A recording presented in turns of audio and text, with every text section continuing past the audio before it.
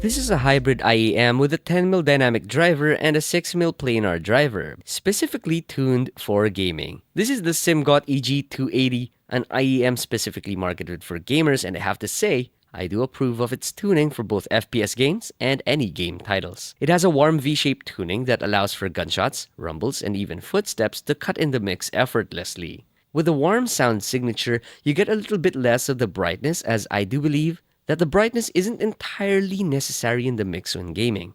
However, don't get me wrong when I say warm, because this set is definitely not chill, thanks to the lift in the bass region. Upon first try, I immediately heard the boost in bass, and this is something I did expect from a tuning made for gaming. This is a very interesting set because not only does the IEM come with an external DAC, but it also comes with software support. The software is also very surprisingly easy to use, where you get an 8-band EQ setting, EQ presets depending on the games that you play, and the option for boosting your microphone, which is something I personally have never seen on other DACs before. And one of the greatest pro of this DAC is that any settings that you save on it, be it custom EQs or mic boosts, gets saved in its onboard memory. So you can use this wherever, be it a computer or on another mobile phone, and your settings are still saved onto the device. Now, back to the IEM itself, this has a 10mm SSPC crystalline LCP diaphragm dynamic driver and a 6mm planar driver. Information on Simgot's website says that the planar driver is set to boost the high frequencies, though I'd like to believe that this is also a driver that handles the upper mid-range. We will go over sound signature in more detail later on. Inside the box, you get the IEM, cable, 2 sets of ear tips with 3 pairs each, the carrying case, and the EG280 USB-C dongle. Though the cable is meh. It's very long at 1.7 meters, so this should do just fine plugging it in behind your PC. But of course, it's still a lot easier if you had a USB input right in front. The cable has a mic though, with a pause and play button on it. Though I wouldn't use the microphone for gaming due to the compression and lack of wind rejection. You get 2 kinds of silicone tips with 3 pairs each. One of them, the white one, is softer versus the gray one, having a stiffer outer layer. The carrying case is spacious and has some level of crush resistance to it, so it was a good addition. Now, going back to the ear tips, I found that they're both very comfortable, but I got the most comfort from the white ones. However, I got the best seal from the gray ones. Yet at the end of the day, I would still prefer comfort over seal, so I went with the white ones. And this is also so I could listen to this set for hours and hours before writing this review for you. The IEMs are average in size and I didn't feel any pain points in my ear. Speaking of the IEM shell, this has a metal faceplate and a full resin housing that isn't hollow. Then the nozzles on the IEM is a bit too forward, and this may be subject to preference, but my ear canals do not want ear tips deeply buried inside. With that said, tall ear tips may not suit this set, and short ear tips may work best, as my ears suggest. Overall, the build quality is just about right for the price you're paying. However, this could have benefited from a more aesthetic cable, but that's just a small nitpick. It doesn't greatly affect the sound.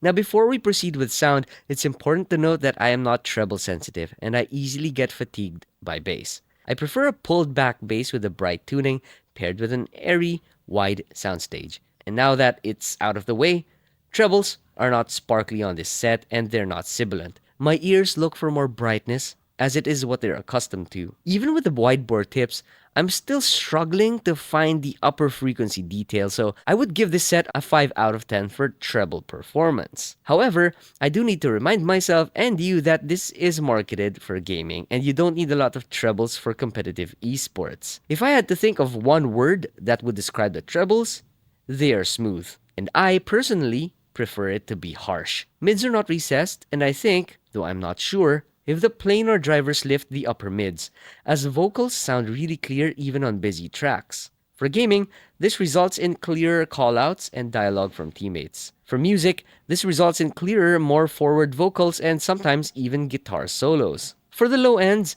this is where this set shines, as I do have to agree that this set is for bass heads having that bass boost. My ears hear a balance between sub-bass and punch, so I don't think this is a sub-bass or punch-focused set. So far, lows have a really good texture and they don't sound hollow. One pro that I could say about the lows is that it brings in a lot of good foundation to the overall mix and makes the explosions and even gunshots sound a lot more full. Moving on to the DAC dongle, this has a maximum output of 32 bits, 384 kHz. So yes, it is a DAC that would perform at high-res audio levels. However, the sound that this DAC outputs is not neutral or flat. In other words, it is not transparent and does add some coloration to the audio. Again, this is marketed as a gaming IEM, so transparency really isn't something you should expect. Going over sound, there is a noticeable increase or boost in the lower frequencies, specifically in the sub-bass region. It's good for gaming because it makes explosions and gunshots sound more prominent. And for horror games, it makes the sinister background music more rumbly and therefore more terrifying. If you're bothered by the boost in sub-bass on this DAC, this has software support as I already mentioned, so you can freely do equalization to have the sound suit your preference. The only drawback here is that you can only download Simgot Control on an Android device, and I couldn't find this app on my iOS. So for iOS users out there, we might have to wait for the release of Simgot Control. Overall, I really enjoyed this set, most especially for gaming as I am an avid FPS gamer. I will leave links down in the description below on where to get your Simgot EG280. And of course, if you got any questions, let me know in the comment section below and I will get to you as soon as I can. Toodles!